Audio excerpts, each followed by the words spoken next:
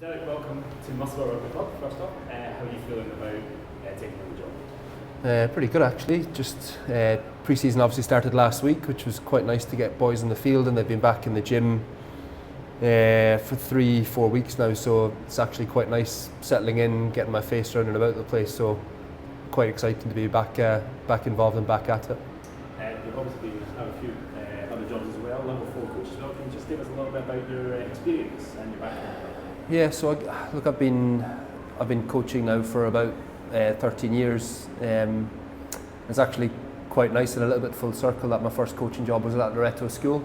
So getting to work with the likes of Danny Owenson and Rory Young again when I worked with them as schoolboys has been quite nice. From there I was lucky enough to work within the Pathway programme, initially as a skills coach within the National Age Group programme out of Murrayfield, and subsequently got an opportunity to work with Scotland Women. So that was really good experience for me, working on an international stage through 3 Six Nations and a World Cup qualifier. And then from there, worked with Dunfermline, worked with Accies, and then Wandies and here. So fairly rich and checkered background in sport coaching and coaching rugby in particular. So yeah, that's my background, I guess. What attracted you to the job? Well, there's a couple of things. So from selfish reasons, getting the opportunity to coach in the Premiership again, having had a taste of it with Accies, was an opportunity that was too good to miss. But equally, from speaking to Grant and others at the club, there's a real sort of sense of Musselburgh being quite close to what rugby's roots actually are from an amateur perspective as a club. They seem to really be wedded to this idea of the Tuesday-Thursday, playing for the club, understanding what the club means to individuals within it and to the town. And so a club that's got a really strong identity about who they are and what they're about is probably a really attractive prospect for me coming in, because most of the work that you need to do from a cultural perspective is already done. It's just a case of adding some of the fine details around the programme and around how we want to play beyond that. So yeah, I saw them as a club in a state of readiness to really kick on. Obviously last season, going back some moments to 7th place, highest ever league position. What is the ambition then for this season to take what was previously there to the next level? What's your kind of thoughts on that? Yeah, look at conversations with people at the club. They have aspirations to be a top 4 team, and to put an arbitrary figure on in terms of where we're going to finish in terms of the league, in my view and the way I view the world, is pretty difficult when I don't necessarily entirely know what I've got available to me in terms of the ingredients that we've got, in terms of what players can and can't do. What we are definitely working towards is being a lot more competitive than we were last year. It's no secret when you look at the league table that in the fixtures where we lost, we never lost within seven points. We weren't really competitive with teams, and I think the big target for me, one, is to make us more competitive in those games, try and make them a little bit closer. The games that were relatively close, try and convert those into wins, and the games that we won last year, it's about building upon those performances and continuing to succeed against teams that we normally do. So yeah, as long as we can make ourselves a lot more competitive in the league next year, I'll be pretty happy.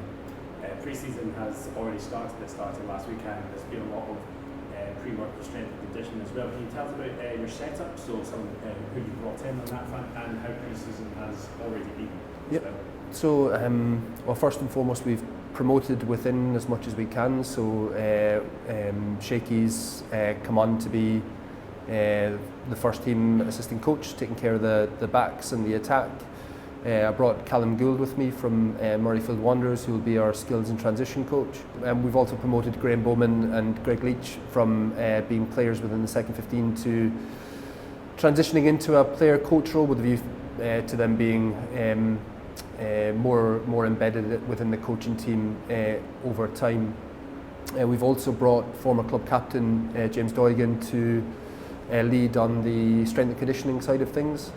And so what we've tried to do with myself and Callum being outsiders is still try and have the core of the coaching team being of and from the club. In terms of the way that we're approaching pre-season, we've got an idea of how we want to develop our attack and defence. So everything that we've been doing in the gym has been trying to link towards that.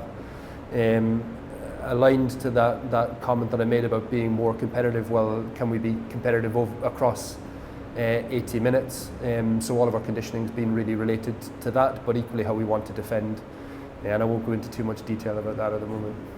And finally, just obviously bringing in your own players as well. I know that there's been a couple of new faces coming to the club, but the club is very much integrated in its youth and bringing up the community. So how do you plan on integrating those two together, using the second 15 as well?